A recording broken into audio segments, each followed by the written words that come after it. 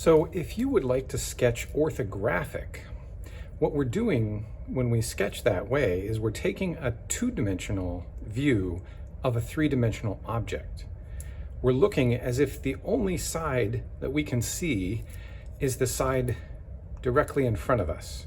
And we ignore all of the three-dimensionality behind that side. So all of the part underneath, past the two-dimensional shape that you're looking at, you leave out of the drawing for that section of the drawing. But we turn it so that we can get a view of every side in the drawing. Orthographic drawings typically have either 3 or 6 sides. They have a front, a top, and a side, also known as the front or the plan view is another name for the top view and the side view. Or they might have all 6 sides if it's a complicated object that requires you to show all 6 in order to capture the detail of the object. For a simple object like this, 3 sides is quite sufficient. There's multiple different ways to do an arrangement for orthographic. A common one is to put a front view next to the side view above a plan view. That one is just fine. Another variation on that would be to put the plan view on top. If you think of it as a top view, it might help. Next to the front view, you have the side view. This is also just fine. What we can't have are some random arrangements where we have like the front, the top, and the side here. Or worse, we have the front here and the side over here and the top somewhere else on the page. These sorts of things are not orthographic drawing. It needs to be aligned very precisely. In fact, you may want to use drawing aids to get the straight lines to begin with, but I would encourage you to practice, maybe at the beginning of each time, practice making straight lines with your pen until you are capable on your own of a quick sketch, a rough sketch of doing relatively straight lines all on your own. It just takes a little bit of practice every time you sketch. Another thing you can throw into your practice is try to sketch circles. See how consistently you can draw them. Big ones, little ones, medium size. Practice a bit. Just do a few warm-up sketches every time you sketch, and it will really develop your skills over the course of the semester because of the repetition if you do that every time. So back to orthographic. I'm going to call this my front view, which means this will be my plan view, and then this will be my side view. And those are all 90 degrees from each other. I shouldn't take this view and then call this anything other than the back because this is my front. Does that make sense? That's 180 degrees. So that should never be next to this on my drawing. So let's start here. For an orthographic drawing, I'm going to draw that two-dimensionally as if there's nothing else. There's just this rectangle with a rectangular hole in the middle.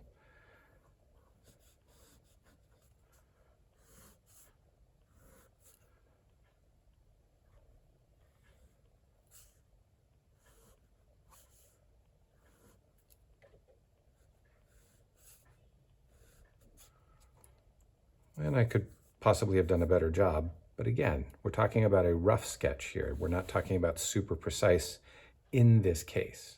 Ultimately, you will want to be able to do orthographic very, very precisely. Now I take this and I turn it 90 degrees to my side view. I'm going to project out some light lines here. In fact, I'm not sure if the camera will capture them. They're so light. We'll see.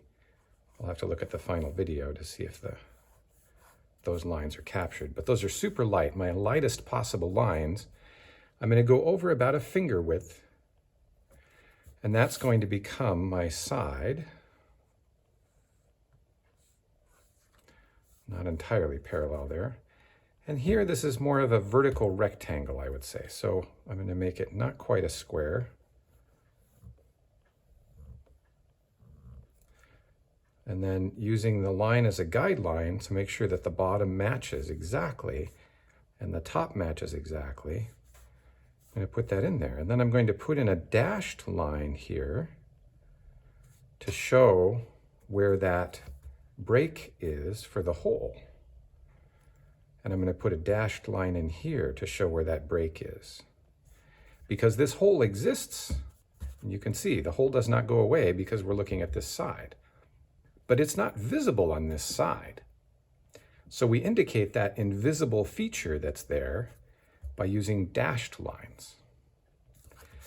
Now I want a 45-degree line here, as close to 45 as I can draw. And then I'm going to turn my page to make it easier. I'm going to extend up the lines here, again, very, very lightly.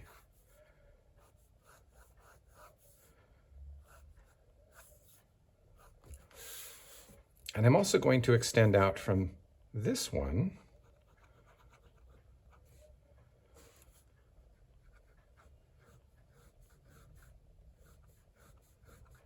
up to my 45-degree line. And then I'm going to come across and extend straight across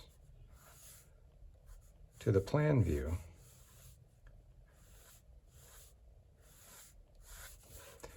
And now I can draw in my plan view using those guidelines that I've sketched in very, very lightly.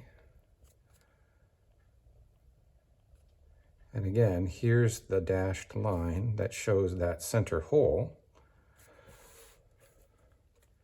And I can go back over with a heavier line now to pick out